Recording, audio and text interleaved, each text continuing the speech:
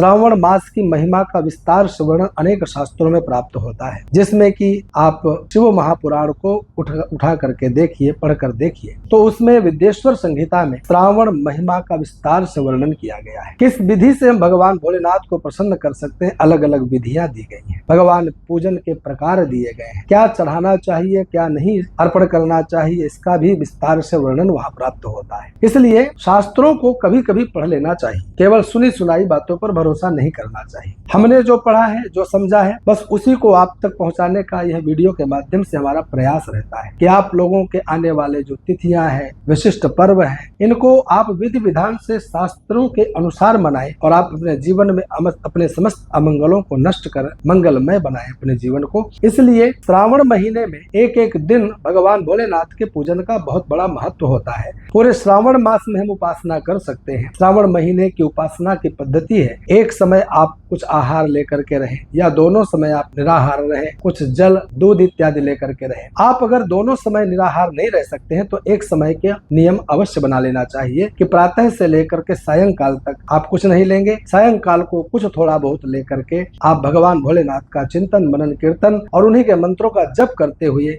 अपना समय व्यतीत करें। यह तो एक सरलतम विधि है। इसके अलावा और भी विधियां हैं कि आप किस विधि से भगवान भोलेनाथ को प्रसन्न कर सकते हैं।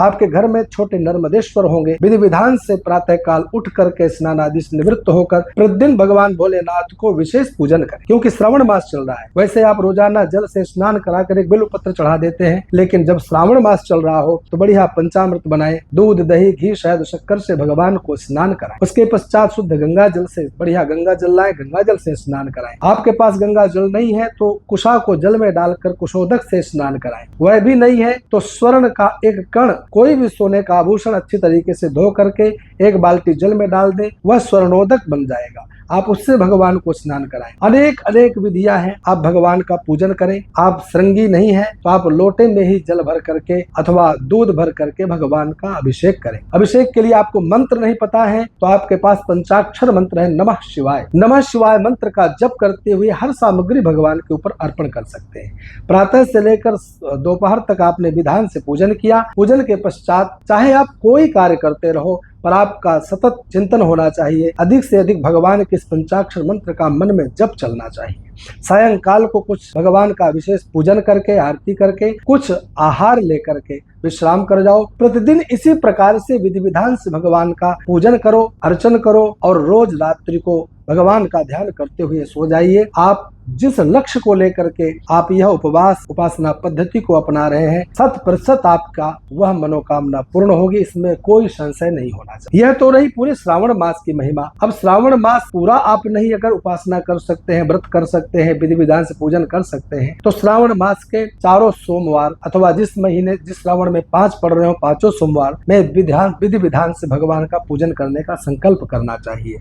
इस बार श्रावण मास कब से प्रारंभ हो रहा है तो मैं आपको बता दूं, 11 जुलाई शुक्रवार से श्रावण मास प्रारंभ हो रहा है और 9 अगस्त शनिवार तक यह श्रावण मास चलेगा। 9 अगस्त शनिवार, यानी कि आप लगातार इस एक महीना भगवान की उपासना कर सकते हैं। और अगर एक महीना आप उपासना नहीं कर सकते हैं तो चारों सोमवार पर विशेष भगवान का उपासना, अर्चन, पूजन इत्यादि करना चाहिए। 4 सोमवार इस बार कब पड़ रहे हैं? 14 जुलाई को प्रथम सोमवार पड़ रहा है, 21 जुलाई को द्वितीय सोमवार पड़ रहा है, 28 जुलाई को तृतीय सोमवार पड़ रहा है एवं 4 अगस्त को चतुर्थ सोमवार पड़ रहा है। इन चारों सोमवारों में ही आप उपासना पद्धति अपनाएं। प्रातः ब्रह्म मुहूर्त में जल्दी जगें, बैठकर भोलेनाथ के सामने, अगर आपके पास नर्मदेश्वर नहीं है तो किसी मंदिर में जाकर भगवान भोलेनाथ का पूजन करें, विधि विधान से उनको स्नान कराएं, पंचामृत से स्नान कराएं, शुद्ध जल से स्नान कराएं। भगवान के ऊपर बिल्व पत्र 1 से लेकर 1000 जितने बिल्व पत्र हों,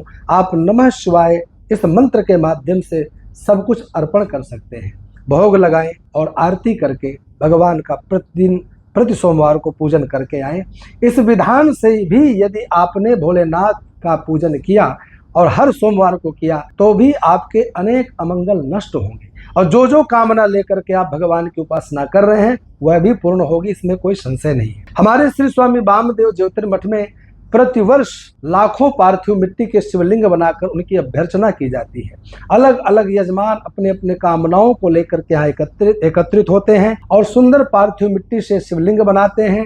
प्रत्येक पात्र में 1100 शिवलिंग बनते हैं कि यजमान के सामने उसको रखा जाता है और विधि विधान से उनका पूजन अर्चन और उनका अभिषेक करके और फिर अपनी कामनाओं को पूर्ण करके भक्त जाते हैं। हर दिन चलेगा। जिस दिन जो कोई भी सम्मिलित होना चाहते हो आप शीघ्र संपर्क कर सकते हैं, अथवा इन 4 सोमवारों में आप संपर्क कर सकते हैं। आपको जब भी जितना अनुष्ठान कराने की इच्छा हो आप शीघ्र संपर्क कर सकते हैं।